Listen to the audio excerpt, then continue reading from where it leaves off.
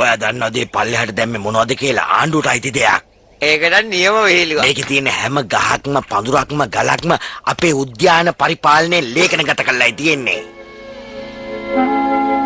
මම ඔයාට උද්‍යාන පනත 4B වගන්තිය යටතේ දඩයක් නියම කරනවා. ස්ථීර දීපලක් අනවසරෙන් අස්ථානගත කිරීම වෙනුවෙන්. ඔයාගේ හොඳ වෙලාවට ගලක් විතරක් ඔයා පල්ලෙහාට දැම්මේ.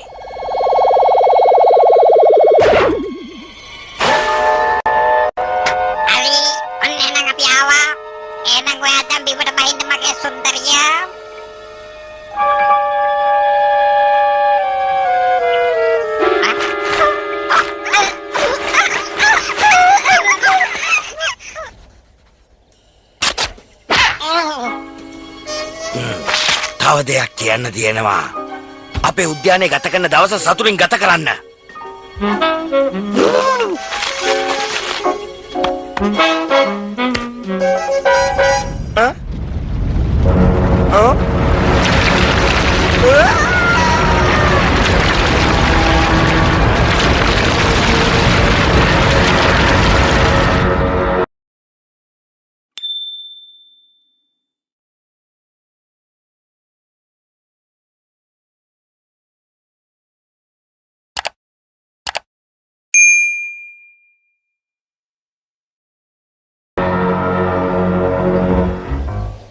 මං ඒ කරපු වැඩේ දැක්කා.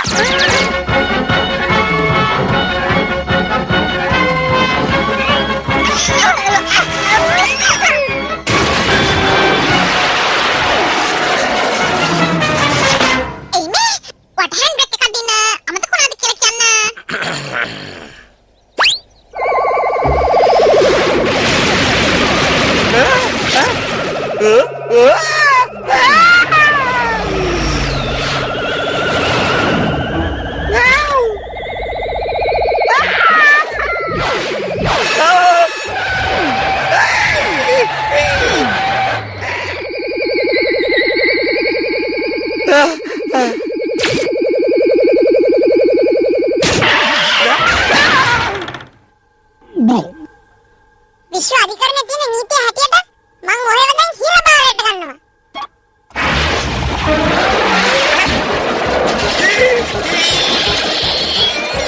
ඔන්න බලන්න පුතේ රසි අපේ සුපිරි ආයතන බලය.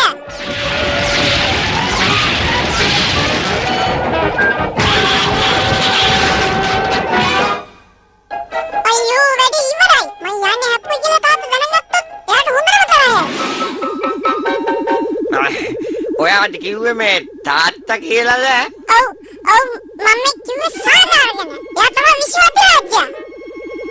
මේ අනෝ ළමයා ඇත්ත කියනවා. මේ අපි නිවාඩුවට කියලා ආවේ. ඔය අපේ අනේ පැහැරගත්ත ඉඳන් මම විශ්ව අධිරාජ්‍ය ගැන කතාවක් හදලා කිව්වේ. දැන් ඉතින් මට මගේ අම්මලා හොයාගන්න බෑ. මෙතන පොඩි පරිට්ලවිල්ලක් වෙලා තියෙන්නේ පුතා. අපි ඔයාගේ අම්මා හොයාගමු.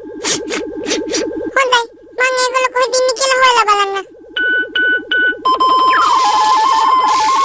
කියනව බලන්න ඔයගොල්ලෝ අපේ ග්‍රහ ලෝකෙට ආවේ මොකටද කියලා. අයියෝ දෙයනේ. මගේ අම්මා තාත්තා ඊරකාරයෝ කරලා. ඒ වුණාට ඒගොල්ලෝ ව්‍යායාම කරලා විනෝදෙන් ඉන්නවා. අපිව ආක්‍රමණය කරන්නද සැලසුම් කළේ? එතකොට මේක අභ්‍යවකාශයේදී පාවිච්චි කරන බෝම්බයක් නේ. ඇත්ත කියනවා. නැහැ. අපි එහෙම දෙයක් කරේ හිතුවේ නැහැ. පොඩ්ඩක් කොහොම ඉන්නව? මම ඉක්මනට ආපහු එනවා. කොහමද මහාචාර්යතුමා? මම මහාචාර්ය පිංපන්ත මේ ඉන්නේ මගේ සහායකයා. ආචාර්ය මහාචාර්ය. අර ඉන්න පිටසක් වලියෝ.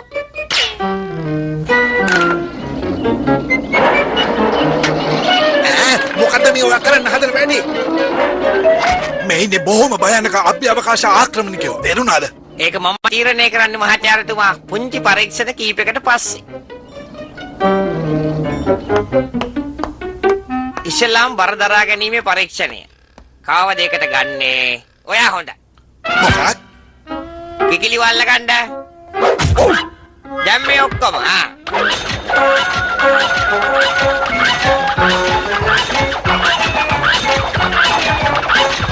යන්න පුතා ගිහිල්ලා අම්මලාව බේරගන්න.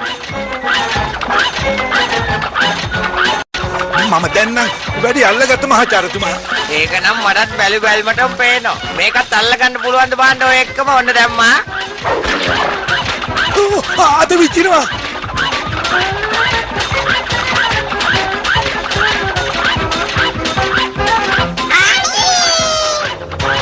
අන්න හරි දැන් නියමයට කරනවා. කිකිලිගේ ඔක්කොම පිහාටු ටික වටිනකන් අතට කරන්න බෑ. කැරකි කැරකි කරන්න ඕනේ. හරිද? නවතිනවා. මට දැන් මේ පිස්සුව හොඳට නැතිලා තියෙන්නේ. ඔයා හිතනවද මේ මහාචාර්යතුමා රවට්ටන එක ඊතරම් ලේසි කාර් කියලා? මට කියනවා ඔය දෙන්න පිටසක්වල උත්තර කොහෙද යන්න හදන්නේ කියලා. පොලිසියට යන්නේ. මට නම් හිතෙන විදිහට ඔයා මහාචාර්ය කෙනෙකුට හරියන්නේ නෑ වගේ.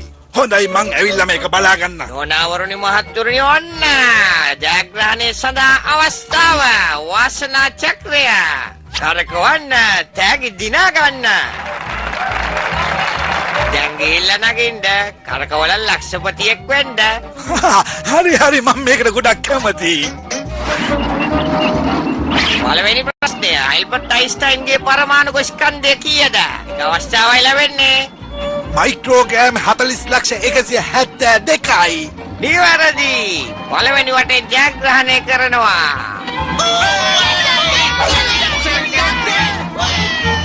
පළවෙනි වටේ දිනනෙක් කෙනාට අපි දෙනවා නොමිලේ මොන්ටානා වලට විනෝද චාරිකාවක් ගිහින් එන්න. හොඳයිනේ මගේ පවුල අය ඔක්කොම ඉන්නෙත් එහෙ. ඔන්න කොහොම ඉන්නවා? ඇල්බර්ට් කියන්නේ ඊට වැඩිය ගොඩක් මහත කෙනෙක්. ඔයා මාව රවට්ටන්න හැදුවේ. වෙස්මාරු කරට මට අඳුර ගන්න පුළුවන්. දැන් හැම පිටසක්වලෙක්ම යන කූඩුව ඇතුළට. ඒ වගේම ඔයා. ආයෙමත් මේ පැත්ත පළාතේ ඉන්නේ එහෙම නෑ. හරි මන් දැන් පුංචි පිටසක්වලගේ ඉඳන් පටන් ගන්නම්. මට අවශ්‍ය තොරතුරු ලබා දෙන්න ඔයගොල්ලෝ කැමති නෑනේ. මන් දැන් පාවිච්චි කරනවා කාල යන්ත්‍රයක්. මේක හරිම භයානක එකක්. එතකොට බලමුකෝ. මේ වැඩේ නම් හිතන තරම් ලේසි වෙන්නේ නෑ පැටියෝ. මම මේ කරන වැඩෙන් ඔයාගේ කොණ්ඩේ අවුල් වෙන්නත් පුළුවන්. මට මේ වෙලාව තියෙන්නේ ඒ ටිකම තමයි.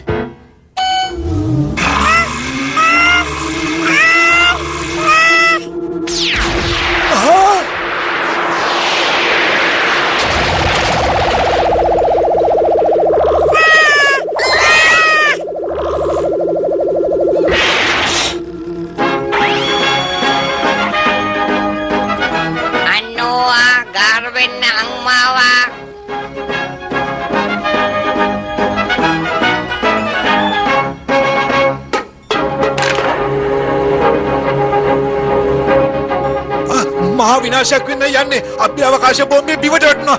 පණ බේරගෙන දුවන්නයි වෙන්නේ.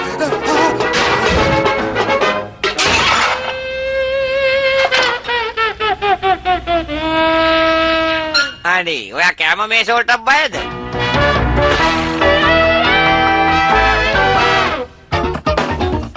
මං ඇත්තටම මෝඩෙක් වගේ වැඩ කළේ. ඒකට ඔයගොල්ලෝ හැමෝම මට සමාව දෙන්න ඕනේ. අපිට යාළුවෝ වගේ ඉන්න පුළුවන්. අපි ආවේ කරදර කරන්න නෙවෙයි. උදව් කරන්න මෙන්න භයානක ආක්‍රමණිකව ඇවිල්ලා. ආක්‍රමණයක් නම් තමයි ඒ උනාට පික්නික් එකක් තියනවද කූඹි වහලා නැති. මේක දෙනවක කොදනක